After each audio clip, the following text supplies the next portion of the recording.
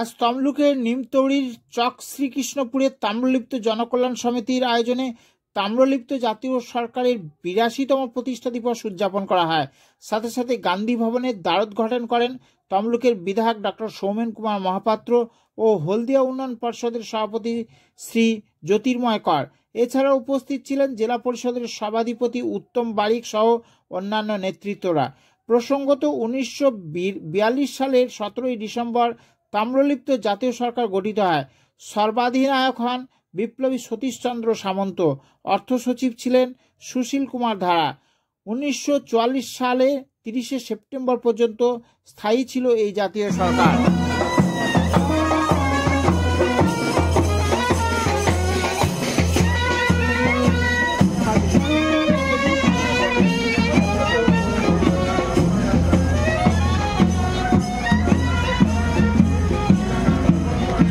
মেদিনীপুর জেলার যে সমস্ত বীর সন্তান সন্ততিরা ২০০ বছরের ব্রিটিশ সাম্রাজ্যের ভিতকে নাড়িয়ে দিয়েছিলেন, সর্বাধিনায়ক সতীশচন্দ্র সামন্তের নেতৃত্বে তাম্রলিপ্ত জাতীয় সরকার প্রায় ২ বছর ব্রিটিশ সাম্রাজ্যবাদকে অকেজো করে দিয়েছিলেন।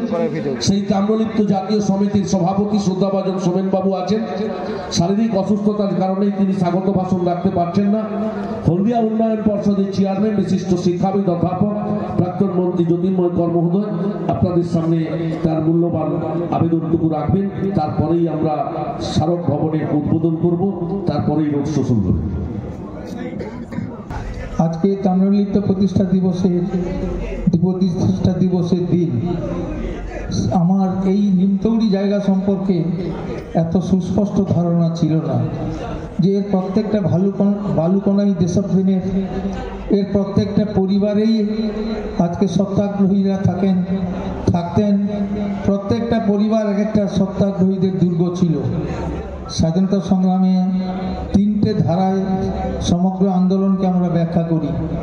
১ অসহযোগ, ২ সত্যাগ্রহ আন্দোলন, ১৯২০ সালের অসহযোগ আন্দোলন, ১৯৩০ সালের সত্যাগ্রহ আন্দোলন, ১৯৪২ সালের ভারত ছাড়ো আন্দোলন। আপনারা জানলে ভাবলে খুব ভালো লাগবে, পল্লী সেবা সমিতির নামে সমস্ত আয়োজন, সমস্ত কর্মকাণ্ড, সমস্ত উদ্যোগ এই নিমতৌড়ি থেকেই সংগঠিত হতো। সর্বাধিনায়ক সতীশ সামন্ত আগে পাশে তিনি থাকতেন, এইখানেই থাকতেন।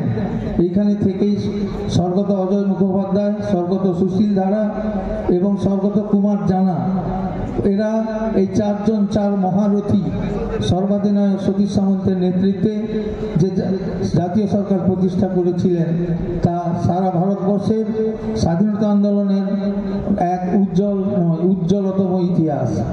এবং এইখান থেকেই তারা সেবার কাজটা করতেন, তারা পড়াশোনার কাজ করতেন, সমস্ত রকমের ক্ষুদ্র শিল্পের কাজ করতেন। অর্থাৎ জাতীয়তাবাদী সংগঠন সংগঠিত হতো পল্লী সেবা সমিতির নামে এই নিমতৌড়ি থেকেই।